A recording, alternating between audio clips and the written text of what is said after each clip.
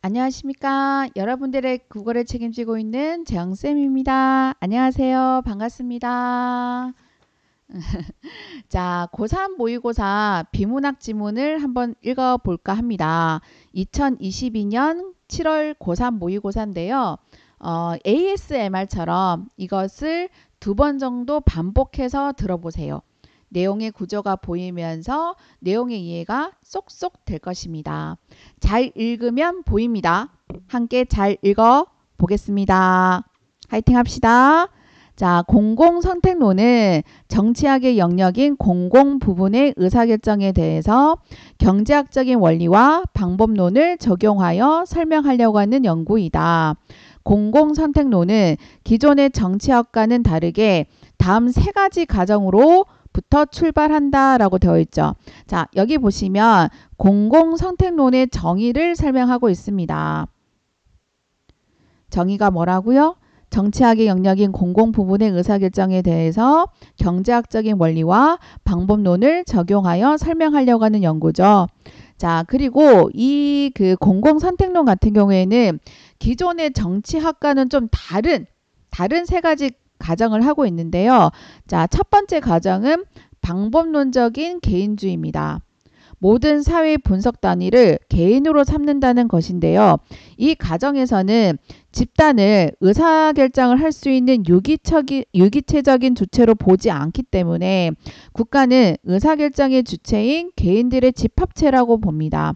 여기 보면 이제 유기체적인 주체로 보지 않는다라고 하는 말이 나오는데 이 유기체라고 하는 말이 무슨 말이냐면 많은 부분이 일정한 목적 아래 통일 조직되어 각 부분의 전체가 필연적인 관계를 가지는 조직체를 이야기합니다.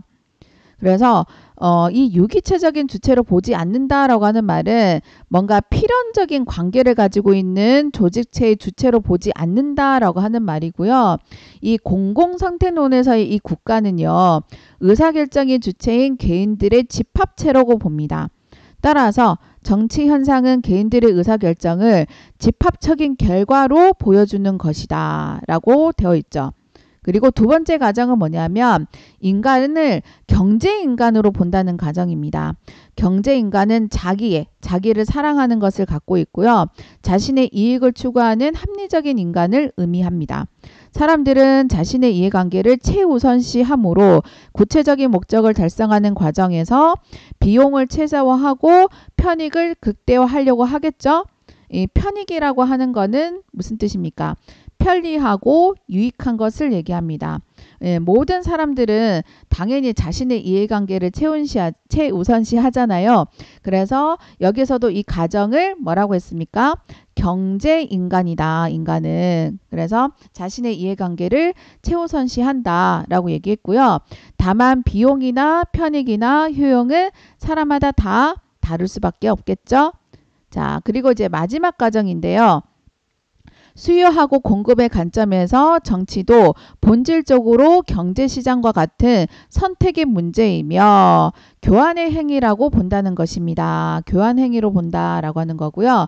자, 이 관점에서의 정치는 정치시장으로 그리고 정치인은 재화와 용역의 공급자로 보고 있죠. 자, 그리고 유권자는 또 뭐라고 보고 있습니까? 수요자로 해석을 합니다. 그래서 경제시장에서 사람들은 교환을 통해서 이익을 얻을 수 있다라고 판단한 경우에만 거래에 참여한다. 정치시장도 이와 마찬가지예요. 내가 교환을 통해서 이익을 얻을 수 있다고 판단하는 경우에만 이게 참여를 하게 되는데 기존의 경제학의 관점하고는 좀 다른 게 있어요. 거래의 결과가 거래 당사자 뿐만 아니라 거래에 참여하지 않은 사람들에게도 영향을 미친다는 거죠. 정치니까요. 이 3가지 가정을 바탕으로 해서 공공선택론에서는 공공부문의 의사결정에서 발생하는 사회적인 문제를 분석하는데 그중 정치인과 유권자가 유발하는 문제를 분석하는 모형으로 중위 투표자 정리 모형을 설명을 했어요.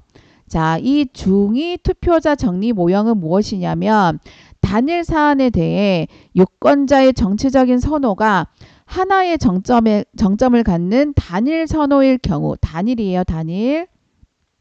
경쟁하는 두 정당의 정치인들이 내거는 공약은 중위 투표자가 선호하는 정책에 접근하게 된다는 이론이다. 이때 중위 투표자라고 하는 게 뭐냐면 정치적인 선호에 따른 유권자 전체의 분포에서 한가운데 위치한 유권자를 말합니다. 이 모형은 또 이제 몇 가지 가정을 또 전제를 하고 있는 모형인데요. 정치적인 선호에 따른 유권자들의 분포는 종 모양의 정규 분포를 가지고요. 유권자는 자신의 선호책에 가장 가까운 공약을 제시하는 정치인에게 투표한다라고 하는 가정을 하고 있습니다. 이 경우 선거의 승리를 목적으로 하는 정치인의 정책은 그의 정치적인 이념하고 좀 관계없이 이 중위 투표자의 선호를 반영하는 방향으로 수렴하는 경향이 생길 수밖에 없겠죠. 내가 이제 이기려고 하면, 선거에서 이기려고 하면 나의 어떤 그런 생각과 관계없는 거예요. 자, 이게 바로 뭡니까? 문제점이죠, 문제점. 문제점 더 밑에 있습니다. 그래서 결국에는 민주주의 의사결정이 다수가 아니라 소수인 중위 투표자에 의해서 이루어지게 됨으로써 자, 이거 자체가 반민주적인 결과를 초래한다 이거죠. 자, 이게 문제점이고요. 자, 또 다른 무형으로는 그 합리적인 무지 모형이 있습니다. 이 유권자는 자신의 선호를 반영할 수 있는 정치인이 누구인지 관심을 가지고 투표를 하지만 일부 유권자들은 투표에 관심이 없다. 이러한 현상을 공공선택론은 합리적 무지 모형으로 설명을 한다. 합리적 무지 모형이라고 하는 것은 자, 이것도 또 정의를 설명하고 있습니다. 자신의 효용 극대화를 추구하는 유권자는 정보를 습득하는 비용이 정보로부터 얻을 편익보다 클 경우 정보를 습득하지 않고 자, 그냥 아무것도 모르는 무지의 상태를 유지한다는 이론이다. 정치인은 자신을 지지하는 유권자의 이해관계를 반영을 해서 정치적인 의사결정을 하는 게 맞겠죠. 그런데 이렇게 합리적인 무지가 발생하게 되면은 공공재와 행정서비스는 특정 문제의 이해관계를 가지고 있는 정치인과 결탁한 이익 집단에만 집중이 되는 비효율적인 결과를 낳는 또 문제점이 있는 겁니다. 이 결탁한다라고 하는 말이 보통 좀 부정적으로 사용이 되죠. 그죠? 결탁이 무슨 뜻입니까? 주로 이제 나쁜 일을 꾸미려고 한통속이 되는 걸 얘기를 하는 거죠. 자, 그래서 우리가 이 합리적인 무지가 발생하게 되면 자, 이런 일이 벌어질 수도 있다라고 하는 그런 문제점을 얘기를 하는 거고요. 자, 그리고 이제 마지막 이제 문단에서 공공선택론자인 부캐넌의 의견이 나옵니다. 사회의 이러한 비효율적인 문제들은 근본적인 원인과 해결책을 헌법 제도에서 찾아야 한다라고 하는 헌법 정치 경제학을 제시했다. 그래서 이 부캐넌은 헌법 정치 경제학에서 의사결정 구조를 두 가지 수준으로 구별을 했는데요. 하나는 헌법 제정 이후 의사결정이 입법적인 수준에서 결정되는 일상적인 정치이고요. 다른 하나는 이런 일상적인 정치에 대한 규칙을 결정을 하는 자, 헌법적인 정치입니다. 자, 이렇게 헌법적인 정치는요. 일상적인 정치의 제약을 부과하는 헌법을 확립을 하고 그리고 헌법적인 정치의 정의 이런 것들을 하는 그런 정치 활동이고요. 일상적인 정치는 그 헌법 안에서 다양한 전략을 활용하는 정치 활동이라고 보시면 됩니다. 그는 헌법적인 정치를 통해서 집합적인 의사결정이 공정하게 이루어지는 규칙을 만들고요. 그리고 그 안에서 헌법 안에서 자신의 이익 추구를 위해 일상적인 정치를 하는 개인의 자유를 최대한 보장하는 것을 목표로 삼았습니다. 이 사람의 목표는 규칙을 만들고요. 그 안에서 개인의 자유를 최대한 보장하는 것을 목표로 삼았어요. 자, 이렇게 하기 위해서는 이 사람이 뭐라고 주장을 했냐면 헌법 체계의 근본을 개혁해야 한다라고 자, 주장을 했죠. 그래서 헌법을 만드는 과정에서 의사결정 참여자 누구도 자신의 이익을 정확하게 산정하기 어렵기 때문에 제정된 헌법의 규칙 내에서 특정 목적을 위한 정책에 대해 합의하는 것하고 좀 다르게 헌법 자체에 대해서 합의하는 것이 모든 이에게 편익을 준다라고 보고 헌법 개혁의 필요성을 주장했던 겁니다. 그래서 이 글을 보시면 아시겠지만 주요 용어 개념을 아주 잘 설명을 했고요. 그리고 다른 정치학과 다른 이제 공공선택론의 세 가지 가정이 있었죠. 그 세 가지 가정에 대해서 설명을 했고, 그리고 공공선택론에서 문제를 분석하는 두 가지 모형의 개념하고 각각의 문제점을 설명을 했습니다. 그리고 이 뷰캐넌의 목표하고 주장을 이제 마지막 문단에서 설명을 했습니다. 그죠? 자, 다시 한번 이 글은 공공선택론에 대해서 설명을 하고 있습니다. 그래서 공공선택론은 기존의 정치하고는 좀 다르게 방법론적인 개인주의, 그리고 경제인감, 교환으로서의 정치라고 하는 세 가지 가정으로부터 출발을 했죠. 그래서 이 세 가지 가정을 바탕으로 해서 공공선택론에서는 공공부문의 의사결정에서 발생하는 사회적인 문제를 분석하는데 그중 정치인과 유권자가 유발하는 문제를 분석하는 모형으로 중위투표자 정리 모형하고 그리고 합리적인 무지 모형을 설명을 했어요.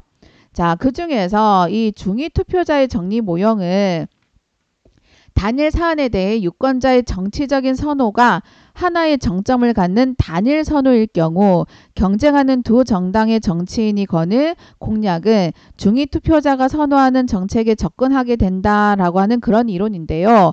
자, 이 정책의 문제점, 이 정리 모형의 문제점은 뭐였냐면 민주주의 의사결정이 다수가 아니라 소수인 중위투표자에 의해서 이루어지게 됨으로써 반민주적인 결과를 초래할 수도 있다라고 하는 문제점을 얘기를 했습니다. 죄송합니다. 합리적인 무지 모형은 자신의 효용 극대화를 추구하는 유권자는 정보를 습득하는 비용이 정보로부터 얻을 편익보다 클 경우 정보를 습득하지 않고 무지한 상태를 유지한다라고 하는 그런 이론인데요.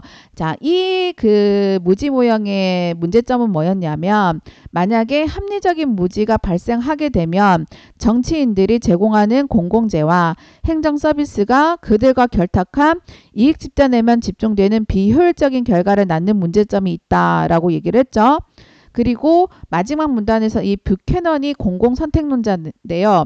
사회의 이러한 비효율적인 문제들이 근본적인 원인과 해결책을 헌법제도에서 찾아야 한다라고 하는 헌법정치경제학을 이 사람이 제시를 했습니다. 그는 헌법적인 정치를 통해 집합적인 의사결정이 공정하게 이루어지는 규칙을 만들고 헌법 안에서 자신의 이익 추구를 위해 일상적인 정치를 하는 개인의 자유를 최대한 보장을 하기 위해서 헌법 개혁의 필요성을 주장을 했죠. 자, 이렇게 해서 오늘 공공선택론을 함께 읽어보았는데요. 감사합니다. 제가 또 이번 달 같은 경우에는 수능이 있는 달입니다. 그래서 수능 내용도 정리를 지금 해보려고 하고 있고요. 그리고 그 다음 주에는 또 모의고사가 있는데요. 그래서 1학년, 2학년 모의고사도 제가 잘 정리를 해서 강의를 계속 업데이트 해보도록 하겠습니다. 저도 열심히 할 테니까요. 여러분들도 열심히 공부해 주시기 바랍니다. 아자아자 화이팅!